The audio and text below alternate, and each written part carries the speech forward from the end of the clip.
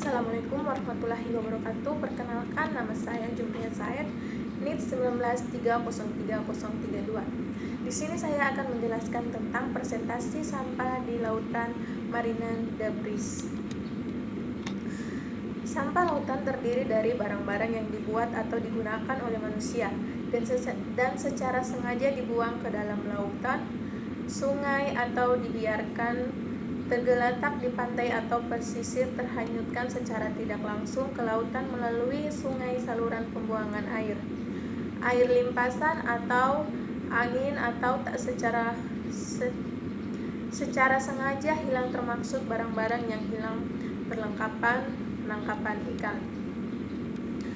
Cepatnya mengatakan sampah laut dapat digolongkan dalam beberapa kategori, yaitu sampah plastik, sampah logam, sampah gelas, sampah kayu olahan, sampah kertas, dan sampah kardus, sampah karet, sampah pakaian, dan tekstil.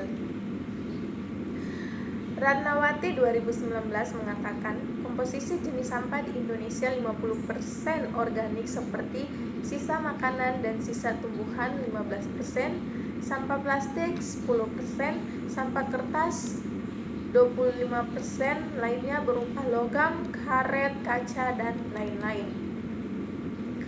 Pengolahan limbah yang kurang baik menyebabkan bahan pencemaran terbuang bersama air limbah dan akhirnya terbawa ke lautan. Logam umumnya bersifat racun bagi biota. Proses bioakumulasi dan biomagnifikasi dapatnya menyebabkan kematian pada biota.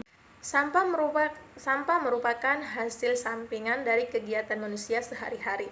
Setiap hari selalu ada sampah yang dibuang oleh setiap orang.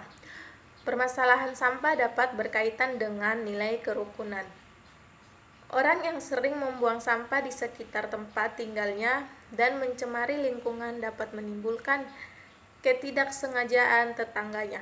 Hal yang demikian ini dapat menimbulkan keretakan hubungan antara tetangga. Sampah laut merupakan benda padat persisten yang dihasilkan oleh manusia secara langsung atau tidak langsung, dengan cara dibuang atau ditinggalkan di laut. Jumlah dari keberadaan sampah laut semakin meningkat dan hampir 60-80% sampah laut terdiri sampah plastik. Mort al. 2008. Semakin tingginya sampah plastik yang ada pada lingkungan akan memiliki potensi sebagai cemaran.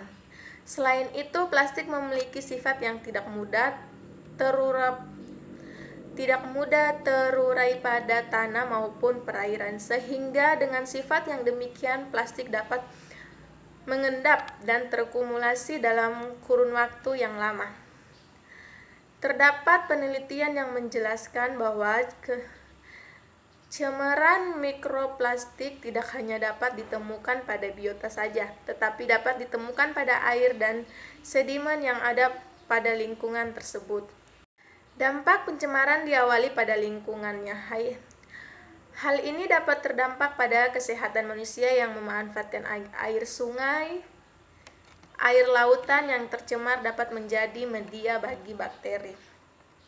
Karena yang kehilangan mayoritas dapat mengalami kematian karena hilangnya sumber makan utama yang dapat menyebabkan kondisi kelaparan. Pada tahun 2013, dikeluarkan Perpres nomor 29 Perses dengan usaha sendiri atau 41% dengan bantuan internasional pada tahun 2030. Indonesia juga mengembangkan salah satu strategi mitigasi yang disebut nama tahun 2013 Metri PPN, mengeluarkan keputusan Menteri nomor 38 tahun 2012 tentang pembentukan tim koordinasi penanganan perubahan iklim. Dumping hanya dapat dilakukan dengan izin dari Menteri Lingkungan Hidup dan Kehutanan, gubernur atau bupati, wali kota sesuai dengan kewenangan. Dumping hanya dapat dilakukan di lokasi yang telah ditentukan. Membuang sampah atau limbah ke lingkungan hidup, termasuk lingkungan laut, diperboleh selama tidak melebihi baku mutu lingkungan hidup dan memperoleh izin dari Menteri Lingkungan Hidup dan Kehutanan, gubernur atau bupati, wali kota sesuai dengan kewenangannya. Setiap orang dilarang melakukan dumping limbah atau bahan ke media lingkungan. ke lingkungan hidup tanpa izin terhadap orang yang melakukan dumping limbah tanah izin dikenakan sanksi sebagaimana diatur dalam pasal 104 Undang-Undang 32 tahun 2009. Pada tahun 2016 telah dilakukan kegiatan aksi bersih pantai oleh FP, AKI, dan SMK. Pengandaran kegiatan tersebut merupakan bagian awareness kepada generasi muda.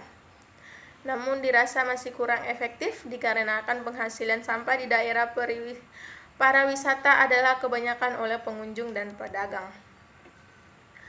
Program pengabdian pada masyarakat berupa aksi bersih pantai dalam penanggulangan pencemaran pesisir yang sudah dilaksanakan ini diharapkan dapat menambah pengetahuan dan meningkatkan kesadaran masyarakat.